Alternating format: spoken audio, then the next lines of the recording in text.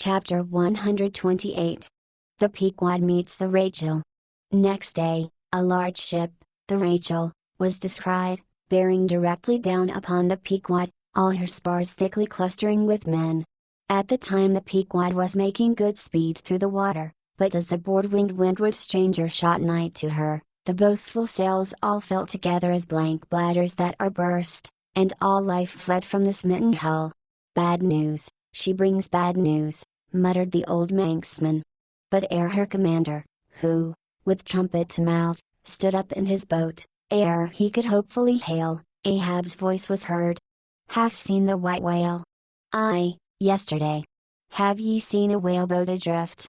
Throttling his joy, Ahab negatively answered this unexpected question, and would then have fain boarded the stranger, when the stranger captain himself, having stopped his vessel's way, was seen descending her side.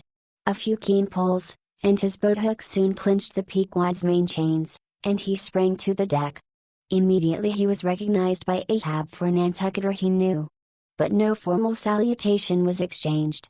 "Where was he? Not killed. Not killed," cried Ahab, closely advancing. "How was it?" It seemed that somewhat late on the afternoon of the day previous, while three of the strangeress boats were engaged with a shoal of whales which had led them some 4 or 5 miles from the ship hand. While they were yet in swift chase to windward, the white hump and head of Moby Dick had suddenly loomed up out of the water not very far to leeward, whereupon the fourth-rigged boat, a reserved one, had been instantly lowered in chase. After a keen sail before the wind, this fourth boat, the swiftest keeled of all, seemed to have succeeded in fastening, at least, as well as the man at the masthead could tell anything about it.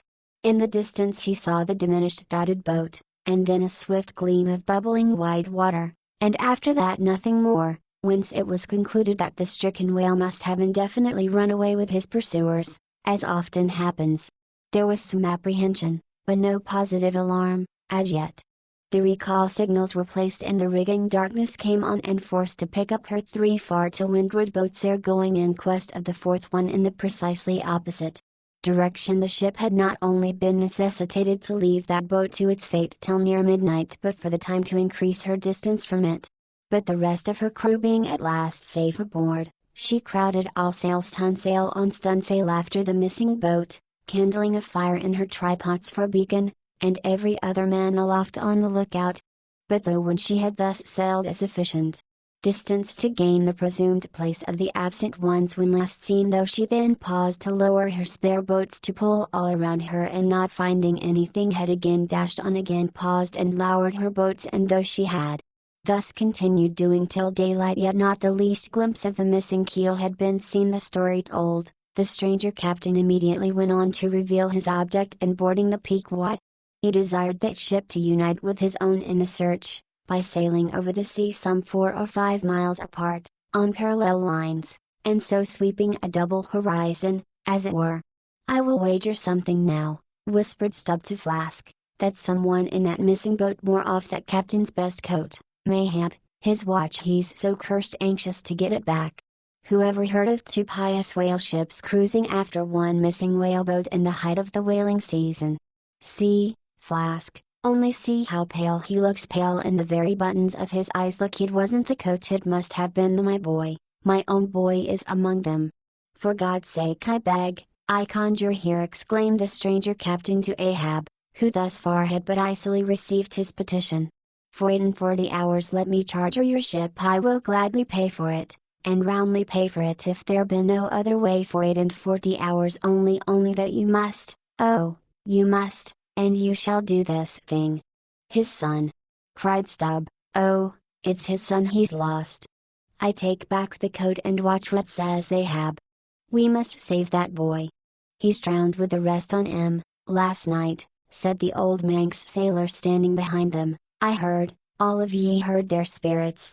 Now, as it shortly turned out, what made this incident of the Racheless the more melancholy was the circumstance that not only was one of the captain's sons among the number of the missing boat's crew, but among the number of the other boat's crews.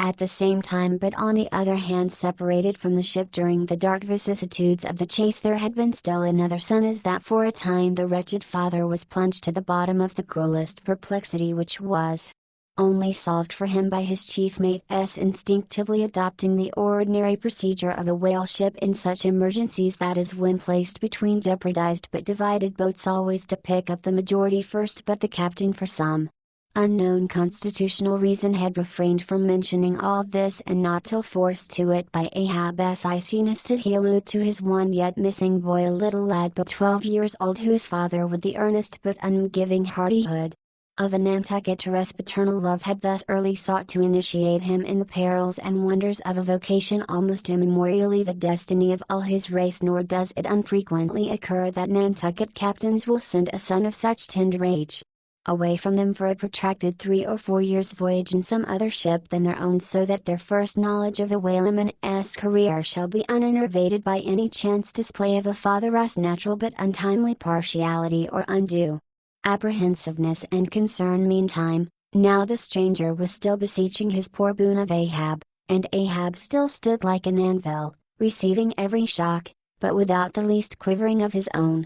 "I will not go," said the stranger, "till you say aye to me. Do to me as you would have me do to you in the like case.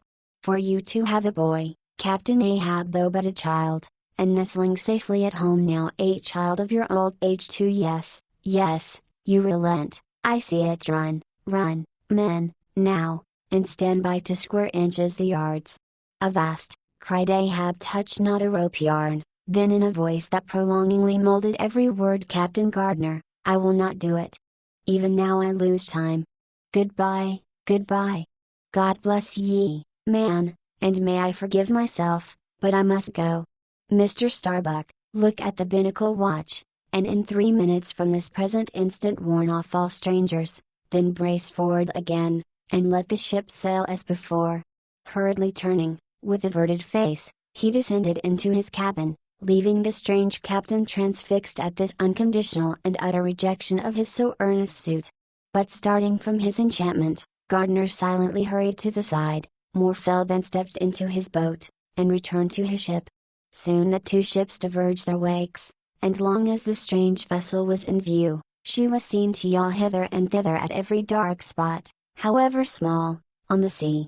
This way and that her yards were swung round starboard and larboard. She continued to tack. Now she beat against a head sea, and again it pushed her before it, while all the while her masts and yards were thickly clustered with men, as 3 tall cherry trees when the boys are cherrying among the boughs.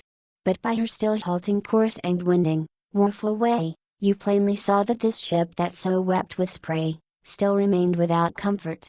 She was Rachel, weeping for her children, because they were not,